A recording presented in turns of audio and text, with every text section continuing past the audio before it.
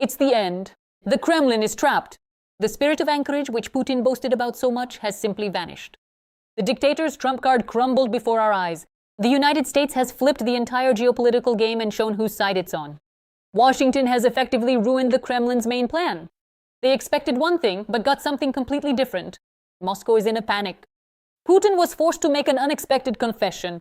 The Moscow elite is already turning away from the dictator, and the world recognizes now Ukraine is taking the initiative into its own hands and dictating new rules of the game. I'll tell you about Ukraine's greatest unnoticed victory, which isn't spoken about out loud, in just a moment. Greetings! This is Ukraine Today. I'm Solomia Dolik, and here are the latest events. Putin is among the losers, and Moscow's main trump card has already been defeated. Washington has shown whose side it's on. The spirit of Anchorage no longer exists.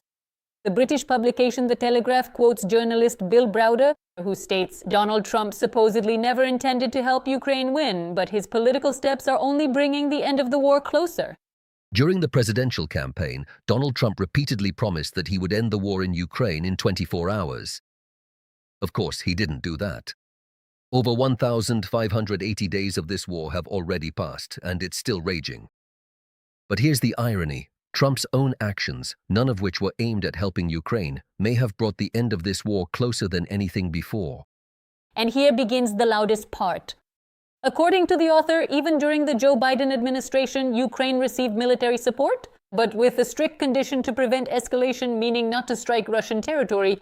And this is exactly what tied Kyiv's hands, giving Putin the opportunity to allow the war to continue. But then comes a twist that sounds like the political irony of history. As soon as Washington stopped funding Ukraine, it lost the ability to give orders to Kyiv. The states could no longer demand that the Ukrainian army not attack targets on the territory of the Russian Federation.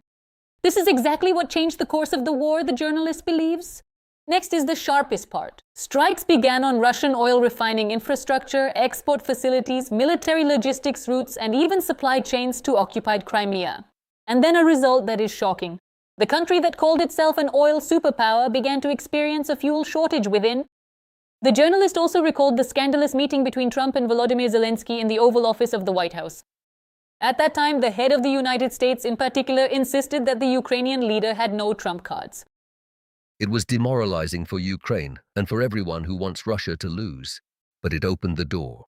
This is precisely what is presented as the definitive end of that Anchorage spirit, a symbol of an era when the world's great powers could, without Ukraine's involvement, decide the fate of an entire region. But now, even in Moscow, things are being said that they previously tried not to admit out loud. According to the Washington Post, Kremlin leader Vladimir Putin publicly admitted for the first time that during his meeting with US President Donald Trump in Anchorage, no agreements were reached regarding the end of the war. And this moment contrasts sharply with previous statements by Russian officials who for months hinted that it was there that the foundation for a future settlement was supposedly laid. But now the rhetoric sounds different. In Anchorage, indeed, no agreements were reached. At the same time, something shocking emerged. During the meeting, only possible options for settling the war were discussed. The spirit of Anchorage, although it was not expressed in any official documents and no one signed anything, in Anchorage we discussed certain possibilities for resolving the crisis in Ukraine. And here is another important layer of the conflict.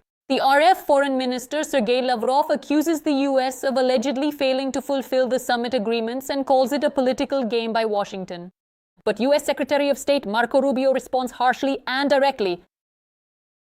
If there were a deal, the war would have ended. And this phrase effectively removes all diplomatic nuances, leaving only the fact no real compromise existed. Against this backdrop, Western analysts explain why this statement by Putin is appearing right now. And all this is against the backdrop of accumulating problems for Russia, both at the front and inside the country. Despite maintaining an advantage in manpower and missile weaponry, the Russian offensive in several directions has actually slowed down or even completely stopped. In parallel, Ukraine has significantly expanded the use of long-range drones, which regularly strike RF military facilities, logistics, and infrastructure, as well as targets in occupied territories, including Crimea. Against this backdrop, there is increasing talk in Russian circles about comprehensive pressure on the system. Russian political scientist Fyodor Lukyanov believes that after the Anchorage summit, the Trump administration changed its assessment of the situation. The goal of Kyiv and collective Brussels was to convince Trump that the belief in Ukraine's inevitable defeat was mistaken. 10 months after the Anchorage summit, they managed to convince him. But he is not the only one who recognizes the problem. Another analyst believes that the war has effectively reached a stalemate. It's hard to say that the combat initiative is on Ukraine's side, but time is on Ukraine's side. Russia is facing more and more problems economically, politically, and militarily. At this rate, the war on the ground looks like a dead end for us. Internal tension is mounting in the Kremlin. People who supported the government just yesterday are now asking uncomfortable questions more loudly. Loyalty is bursting at the seams. Moscow is reacting nervously to any signals. The fear of recurring internal conflicts is returning once again. After the Prigozhin affair, the Kremlin understands well. The problem may come not from the enemy, but from within. Is the system starting to lose control over its own people? Watch more. Urgent? It seems the Kremlin has smelled the scent of rebellion again.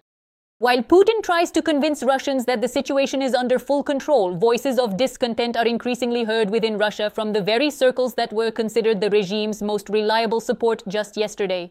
If previously all threats to the Kremlin came from the outside, now the most alarming signals are coming from within. Moscow still shudders at the memories of Prigozhin's march, and new statements and moods force an uncomfortable question. Is a new wave of rebellion starting to brew beneath the surface of the Russian system?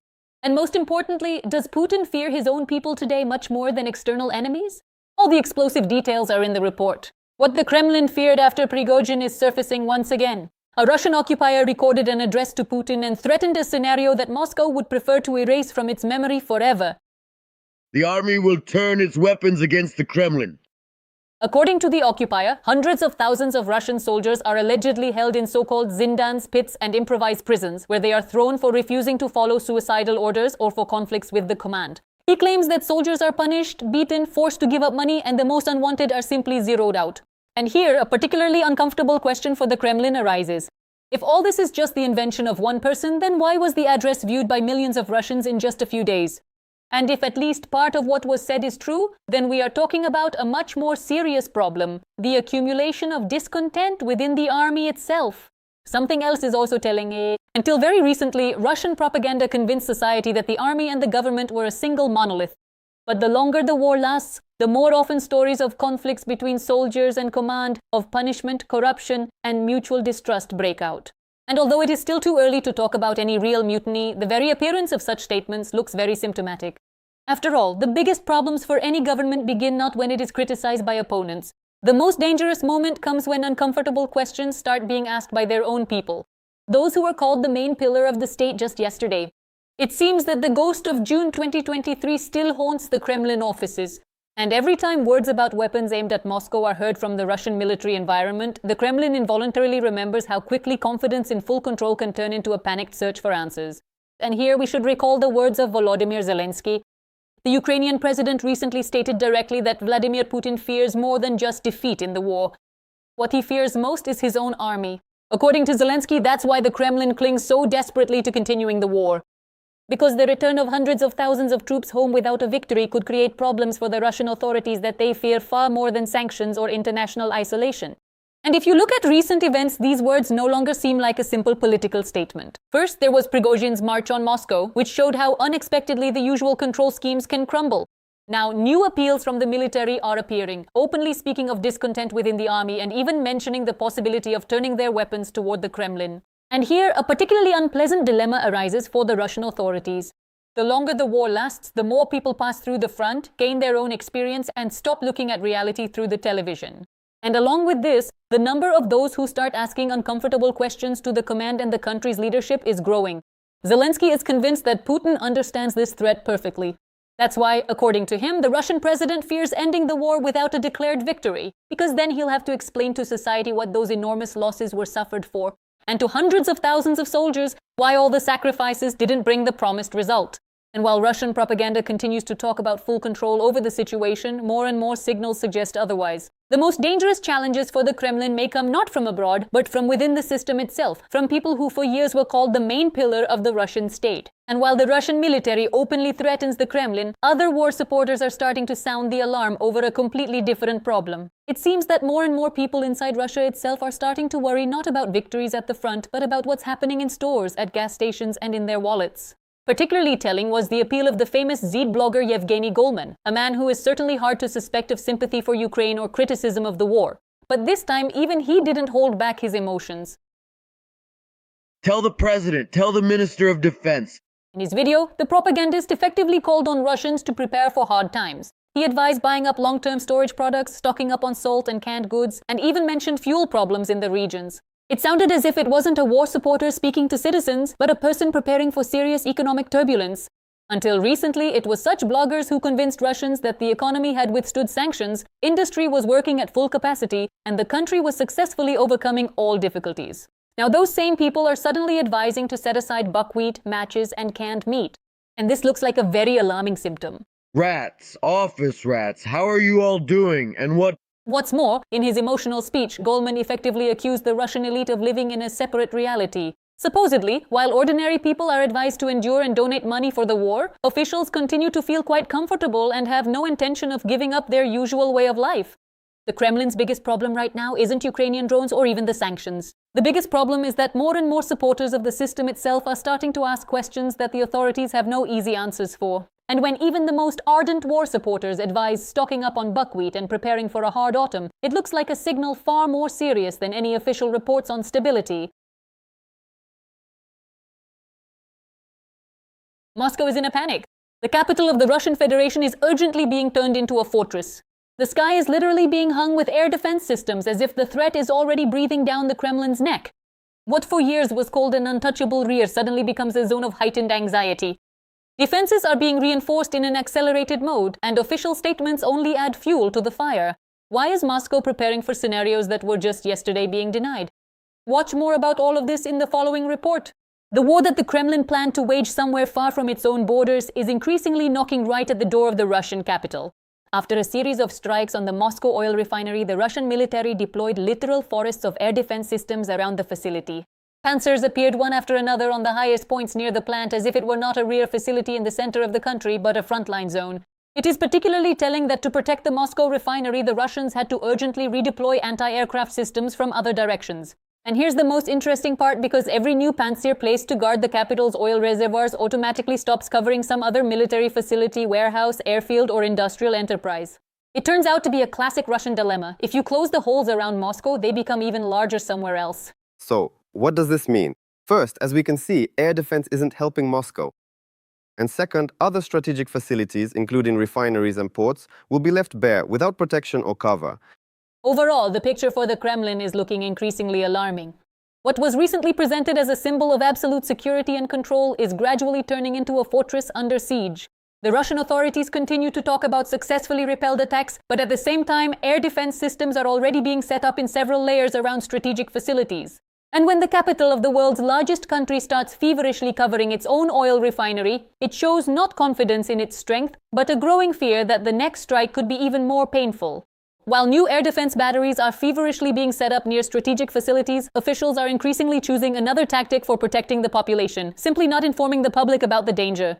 The logic is simple and brilliant in its own way. If you don't turn on the siren, then maybe the problem will just go away on its own. The situation during one of the largest drone attacks on Moscow and the region was particularly telling. Many residents said they woke up not from an alarm signal or a threat notification, but from explosions outside their windows.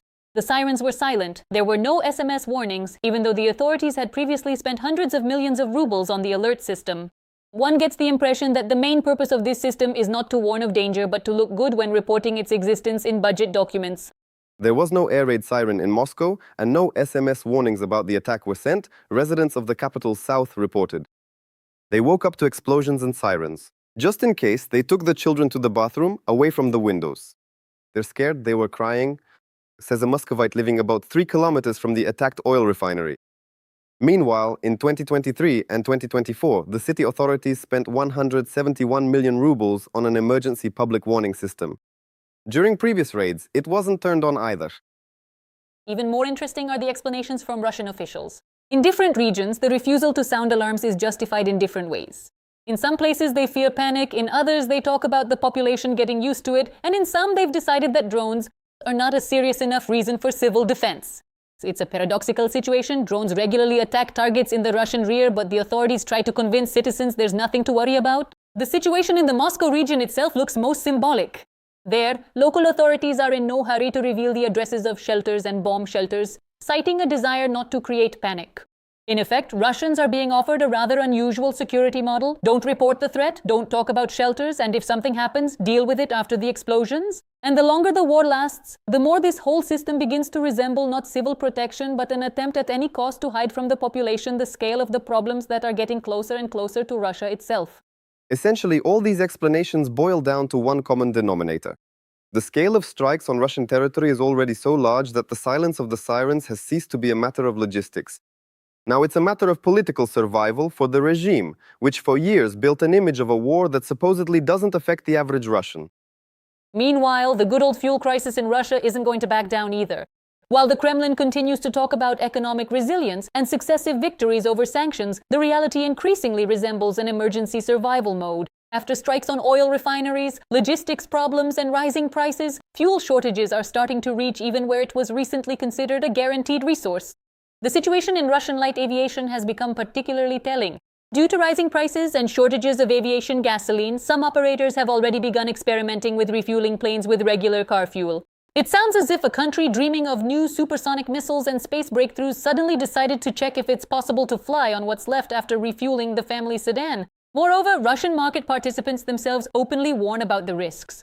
Using lower quality fuel can lead to engine problems, loss of thrust, and other unpleasant surprises in the air. But the choice is becoming increasingly modest. In some regions, fuel tankers have already stopped filling planes with additional fuel reserves, leaving only the minimum volume necessary for flight. In other words, the safety margin is gradually disappearing even where it was always considered mandatory. An equally alarming signal is that Russia has already begun serious talks about state regulation of aviation fuel prices, and here, a familiar paradox for the Russian economy arises. When officials start fighting shortages with administrative methods, the shortage often becomes even greater. Even Russian experts themselves warn, you can set a nice low price on paper, but that won't actually make more fuel available. All of this paints a rather unpleasant picture for the Kremlin. While more air defense systems are moved to Moscow and authorities fear sounding sirens during attacks, the fuel crisis continues to slowly erode the economy from within. While the war's impact was once measured by refinery explosions and rising gas prices, it's now increasingly affecting even the aviation industry. This looks like yet another symptom that the war is becoming far more costly for Russia than the Kremlin had initially anticipated. Putin's empire is drowning in disasters. How much longer can it stay afloat? It's only a matter of time. And what do you think about these events? Share your thoughts in the comments, hit the like button, and stay informed on what matters most. Ukraine Today tracks the most urgent news and brings it to you first. So we'll see you in the next report.